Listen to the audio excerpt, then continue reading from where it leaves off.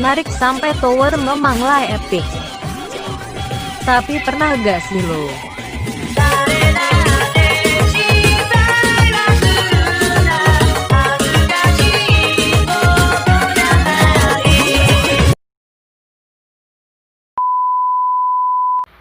Halo, sebelum saya memulai pembelajaran tentang bandwidth, saya akan memperkenalkan diri saya terlebih dahulu.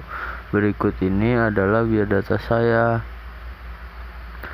Perkenalkan, nama saya Rian Nurdiansyah. Status saya saat ini adalah siswa di SMK Bintang Harapan.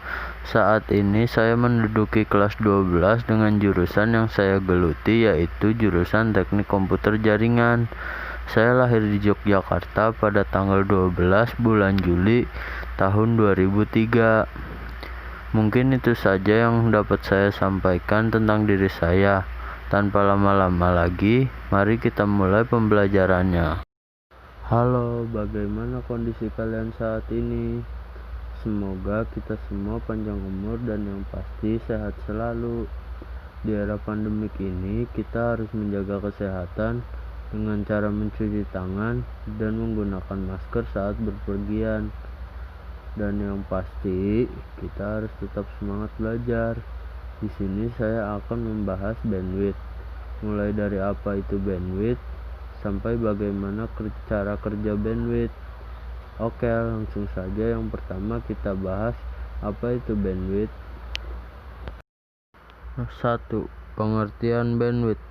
Bandwidth adalah suatu nilai konsumsi transfer data yang dihitung dalam satuan detik, biasanya disebut dengan bit per second, antara server dan klien dalam waktu tertentu. Jadi kesimpulannya, bandwidth adalah tampilan angka yang menampilkan besar kecilnya transfer data yang dilakukan antara server dan klien yang dihitung dalam satuan detik. Setelah tadi kita membahas apa itu bandwidth, selanjutnya kita membahas jenis-jenis bandwidth. Jenis-jenis bandwidth sendiri ada dua, yaitu bandwidth analog dan bandwidth digital. Yang pertama kita membahas bandwidth analog terlebih dahulu. Bandwidth analog. Bandwidth analog sendiri digunakan untuk menyatakan perbedaan antara frekuensi rendah dan frekuensi tinggi dalam rentang satuan frekuensi yang diukur dalam hertz, yang dapat memastikan banyaknya informasi yang ditransmisikan dalam waktu tertentu. Setelah yang pertama ada bandwidth analog, selanjutnya kita akan membahas bandwidth digital.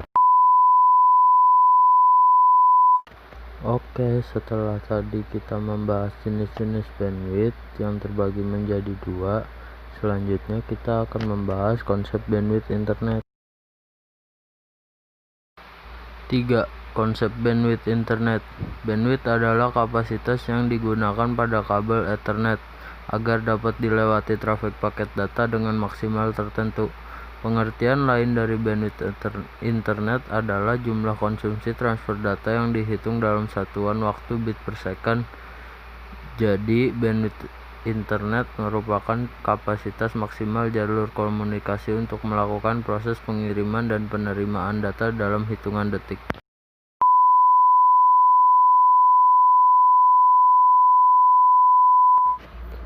Setelah membahas konsep bandwidth internet, selanjutnya kita bahas bagaimana cara menghitung bandwidth.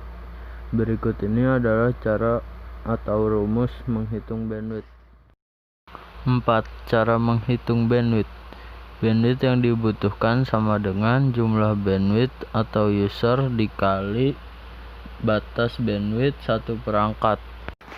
Setelah kita mengetahui cara menghitung bandwidth, mari kita coba. Di sini saya akan memberikan contoh menghitung bandwidth sebuah kantor. Contoh, di sebuah kantor terdapat 20 pengguna internet, terdiri dari 5 orang pengguna berat, 5 orang pengguna menengah, dan 10 orang pengguna ringan. Maka kebutuhan kantor adalah 5 pengguna berat dikali 120 kbps sama dengan 600 kbps. 5 pengguna menengah dikali 80 kbps sama dengan 400 kbps. 10 pengguna ringan dikali 50 kbps sama dengan 500 kbps. Jadi total kebutuhan bandwidth yang dibutuhkan sebuah kantor yaitu 1500 kbps atau setara dengan 1,5 Mbps.